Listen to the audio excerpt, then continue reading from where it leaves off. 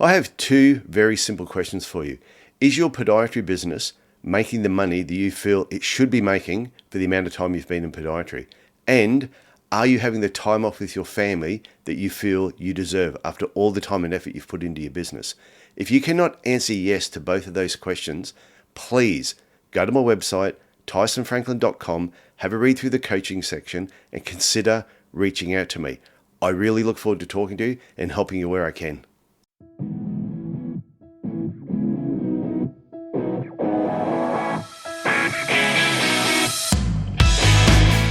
I'm Tyson Franklin, and welcome to this week's episode of the Podiatry Legends podcast, a podcast designed to help you feel, see, and think differently about the podiatry profession. I have grabbed myself a nice strong coffee, and I'm ready to dive in to this solo episode. And this is a really important one, and I think a lot of podiatrists are going to benefit from this. And it's going to be titled The Referral Myth That Keeps Podiatrists Underpaid.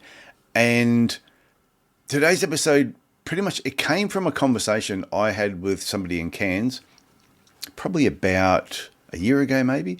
In fact, it was an old patient who I used to see for routine foot care when I had my clinic, who now sees another podiatrist at another clinic, not at my old clinic. Our conversation went something like this. After the pleasantries, of course, how are you doing? Haven't seen you for a while. We caught up. And she said to me, Tyson, do you know that the podiatrist I see now charges me less than what used to charge me 8 or 9 years ago? And I sort of had a bit of a laugh, but inside I wasn't really laughing at all. They then asked me, as though I actually had the answer, why do they charge so little? Why are they charging a lot less or the same as what you did 8 or 9 years ago? And they said, my hairdresser charges me more, and to be honest, my hair isn't as important as my feet, which I totally agreed with. She said she told them that she used to pay more when she received a treatment from me, and they said I was obviously ripping her off, which she didn't agree with. She then followed up by saying that they also said even if they wanted to charge more, or even if they wanted to put the fees up, they said they can't. So she asked them, why can't you? Why can't you put up your fees? And they said to her, it wouldn't be right. I don't think I want to be seen as being money hungry.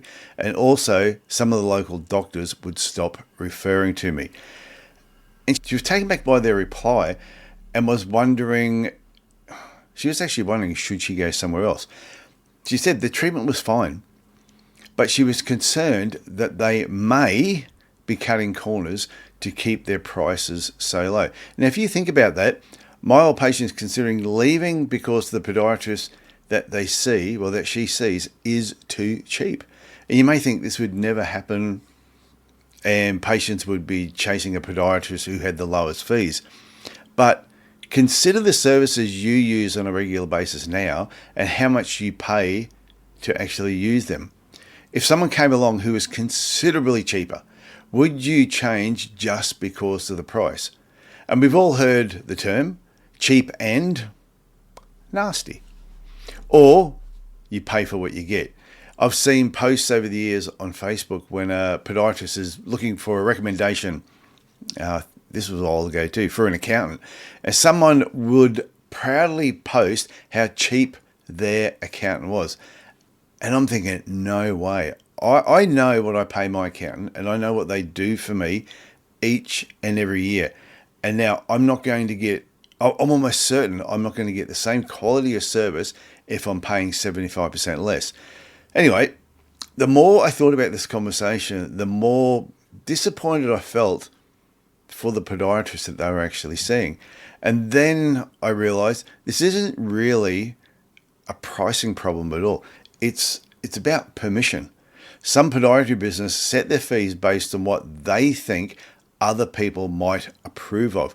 So today, I want to explore why this happens, where this mindset comes from, and hopefully give you permission to stop asking for permission. So what I'm about to talk about next, nobody ever admits to. Nobody says, I'm charging less because I'm concerned what my professional referrers may think of me. Instead, and to sound probably a little bit more professional, they say something like, I don't want to be seen as being too expensive, or I think my fees are already high enough. I don't want to upset my patients. And this is my favorite. I don't think patients in my area could tolerate a price increase right now. However, they do seem to tolerate the price increase on cigarettes, on beer, and everything else that may be or is less important than podiatry. So underneath every one of those statements is the same emotion. It's the fear of judgment. And fear is a terrible accountant. And here's something I've noticed over the years coaching podiatrists. Many practice owners make decisions as though there is an invisible audience watching every move that they make. Yet when it comes to raising their fees, they're considering someone's going to judge them. Driving a nice car, people will think I'm overcharging. If they take Fridays off, people will think I'm lazy. If they buy a holiday home or apartment, people will think I'm showing off. Open a second clinic, people will think, am I becoming too greedy? And am I now ruthless? And here's the truth. That audience that you're thinking about, that audience doesn't actually exist. They're not real. They're just voices that you're hearing, and they're all coming from within your own head. Yet this invisible audience sometimes controls countless business decisions. So let's look at the referral myth. Some podiatrists genuinely believe that if they charge premium fees, if they are the most expensive podiatrists in town, doctors, physios, etc., will stop referring them patients. Now think about that just for a moment. Why would a professional referrer stop referring to someone who consistently gets outcomes time and time again? Most professional referrers don't build referral relationships based on price. They build them over time on confidence. It's the confidence that you will look after their patients. You'll communicate with the patients correctly. You'll send reports and actually keep them updated. You'll solve the patient's problem, and most importantly, you'll make them look good for referring. That's what really matters. And let's look specifically at doctors. Yes, some doctors will look for the cheapest podiatrist because they are probably the cheapest doctor in town, who have the most patients with probably the cheapest mindset. And I believe they are a minority. But hey, if they're the patients you're desperately chasing, then by all means, go for it. I think some doctors will give patients an option of various podiatrists and will probably tell the patient who is known to be the cheapest. Good patients will respond with, well, who would you recommend? Who would you go to? Because that's what I normally say to any professional that I've seen when they're recommending a specialist. I always say, who would you go and see? And when they tell me, that's who I go and book myself in with. Or I ask, that's where I want the referral. I think good doctors will immediately give the best option and will not even consider what the podiatrist is charging or if they are the cheapest. Because doctors do understand value and how fees work. Think about it. They are experts at charging. They bill every consultation. They don't do free visits. Every procedure has a fee. They bill for patient care plans, minor surgery. If they're doing a skin check, a referral to an orthopedic surgeon, you'll be charged for that, for writing scripts. And if you want to get your pathology or radiology results, and more often than not, sometimes these results are going to be clear. They still want you to come in and see them, and there's a fee for that. Nobody expects doctors to apologise for charging appropriately. So why do podiatrists feel they should apologise for their fees? So you've got to wonder, where does this come from? I think part of it is historical. For decades, podiatrists have often viewed themselves as just allied health. And those two words, allied health, have probably done more damage to professional confidence than anything else. What is just allied health? There's nothing just in anything that we do. We assess, we diagnose, we treat problems, we prevent problems from happening, we educate our patients, we manage chronic diseases, we improve mobility, reduce falls, prevent amputations, relieve pain, change lives. We get athletes back on the field, and we give weekend warriors the opportunity to relive their youth. We give people their lives back. There is not just anything in that. So to say we're just allied health professionals, I think is completely wrong. And here's another mindset shift. Patients don't buy qualifications. Patients rarely ask, what sort of degree do you have? Or do you have a master's degree? They pretty much want to know, can you help me? Patients buy confidence, they buy trust, they want to know you're experienced, they want to know they're going to get results, they want to know that you're listening, they want to know you've got some expertise in what you do. That is what they are paying for, not the title before or the letters after your name. Undercharging definitely has consequences. Many people think charging less is generous. Sometimes it is. But chronic undercharging isn't generosity, it is self-sabotage. Because eventually something has to give. You delay employing staff. You can't invest in your equipment. So your old equipment looks outdated or suddenly breaks just through wear and tear, meaning that service may no longer be available. You skip conferences, resulting in pretty much isolation. And instead of doing continuing education that actually matters and is beneficial to your patients, you sit in front of your computer and just clocking up some useless continuing education hours because that's all you can actually afford. You postpone renovations, don't replace furniture or reception seating, and once again, everything just starts to look tired. You avoid doing marketing. You feel guilty if you take holidays. That's if you can actually afford one. You end up working longer hours because, well, let's face it, you eventually have to take a holiday. Your family deserves it and you deserve it. You become resentful, you can become bitter, and you can become twisted. And I've seen this so many times over the last 3 or so decades that I've been in podiatry. And eventually, burnout walks straight through the front door and slaps you right in the face. Nobody benefits. You definitely do not benefit, and your patients do not benefit. And for just one moment, think about your team. Here's another perspective you may not have considered. Every dollar you unnecessarily discount isn't just money that you're losing. It's money that could have been paid to a team member, which means you may have kept them, funding staff training or sending them off to paid conferences, creating a more inviting and comfortable staff room. So increasing your prices isn't selfish. It's what allows you to build a better business and create a better team. And one of the biggest lessons I've learned in business is this: seeking approval is incredibly expensive and mentally draining because you'll always find someone who thinks you're doing the wrong thing. There will always be someone who says you charge too much. You'll always find someone that tells you, oh, maybe you're working too hard, you're trying to be too successful. Or they'll say you just care about money and nothing else. Someone who thinks you shouldn't have bought that big house or shouldn't have bought that nice car. Someone who thinks you shouldn't have bought the building where your clinic is. Some people will actually say you work too much. Some will actually say you work too little.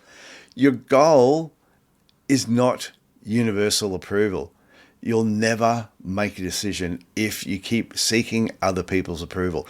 Now, what I want you to do is put yourself in your professional referrer's shoes. Let's say there's 2 podiatrists in your area.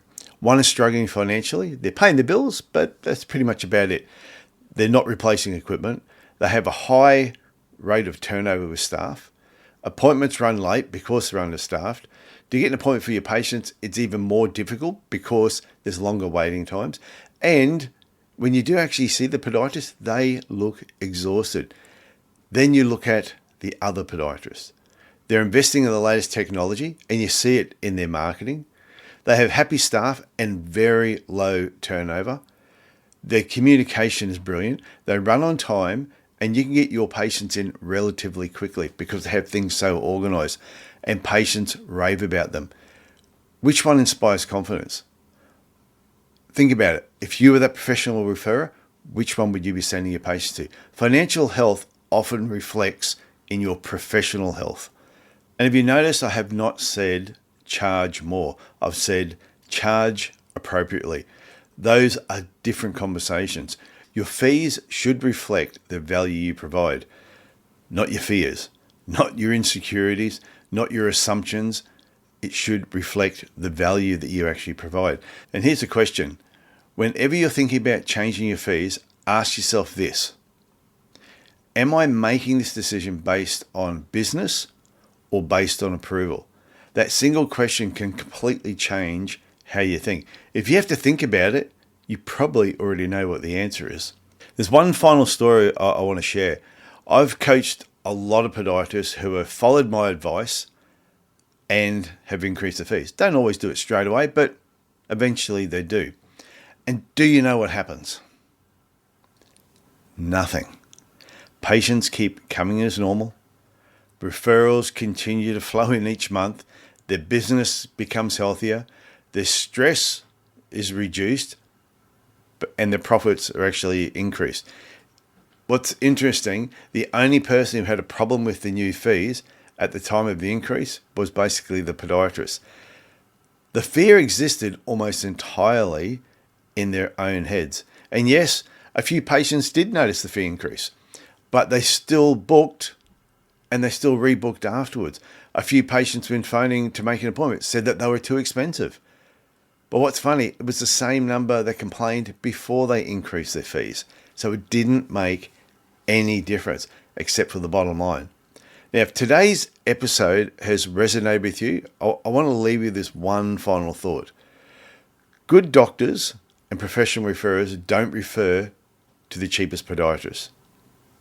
That is the truth. They refer to the podiatrist they trust. Patients don't stay because you're the cheapest. They stay because you solve problems. So the next time you're reviewing your fees, don't ask, what will the doctor think? Just ask, am I delivering exceptional value? If the answer is yes, then once again, charge accordingly. I want to thank you for listening to this episode this far. If you've enjoyed it, if you've enjoyed today's episode, I'd really appreciate it if you would share it with another podiatrist who you think needs to hear this message around pricing. You might actually be working for a podiatrist who you feel does not charge enough, and therefore you're not getting paid enough. Make sure they listen to this episode. And if you haven't already, please consider leaving a review on whatever podcast platform you're happening to listen to this episode on. It helps podiatrists discover the show, and it lets me know that you want me to continue with this podcast. Anyway, until next time, I want you to look after yourself. I want you to look after your patients as well. And remember, stop asking for permission to build the business that you deserve. Okay, I look forward to talking to you again next week. Bye.